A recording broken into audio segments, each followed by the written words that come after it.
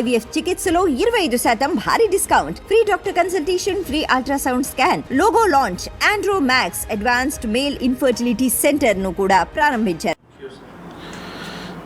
ప్రస్తుతం deputy CM Pawan Kalyan నిన్నటి నుంచి కూడా పర్యటనలో ఉన్నారు. నిన్న పిఠాపురంలో పెన్షన్ల పంపిణీ కార్యక్రమంలో పాల్గొన్నారు. ఈరోజు ఉభయ గోదావరి జిల్లాలో, కాకినాడ జిల్లాల్లో పర్యటన చేస్తూ ఉన్నటువంటి పరిస్థితి. అయితే నిన్న జరిగినటువంటి ఒక సంఘటన ఆసక్తికరంగా మారినటువంటి పరిస్థితి.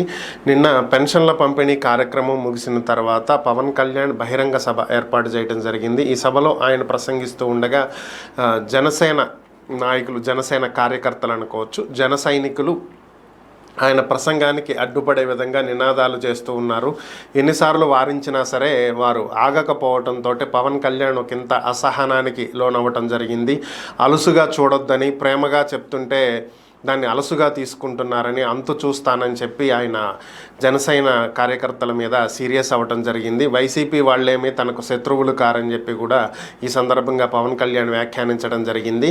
తాను నియోజకవర్గ అభివృద్ధి కోసం ప్రయత్నిస్తున్నానని, పిఠాపురాన్ని ప్రపంచ స్థాయిలో నిలబెట్టాలనే ప్రయత్నం చేస్తున్నానని, ప్రజలకు మేలు చేయాలనేటువంటి లక్ష్యంతో రాజకీయాల్లోకి వచ్చానని, కాబట్టి తాను ప్రేమగా మాట్లాడుతుంటే దాన్ని అలుసుగా తీసుకుని వ్యవహరిస్తే మాత్రం అంతు చూస్తానని చెప్పి ఆయన వ్యాఖ్యానించడం జరిగింది. ఈ వ్యాఖ్యలతోటి మరి పవన్ కళ్యాణ్, అసలు పవన్ కళ్యాణ్కి శత్రువులు ఎవరు? అటు వైసీపీ వాళ్ళు మిత్రులు అయితే, ఇటు టీడీపీ వాళ్ళు మిత్రులు అయితే, పోరాటం ఎవరి మీద చేస్తున్నారనేటువంటి ప్రశ్న తలెత్తింది. సొంత పార్టీ కార్యకర్తల మీదే అసహనం వ్యక్తం చేయటం, సీరియస్ అయినటువంటి పరిస్థితుల్లో ఒక్కసారిగా జన సైనికులంతా షాక్కి గురైనటువంటి పరిస్థితి.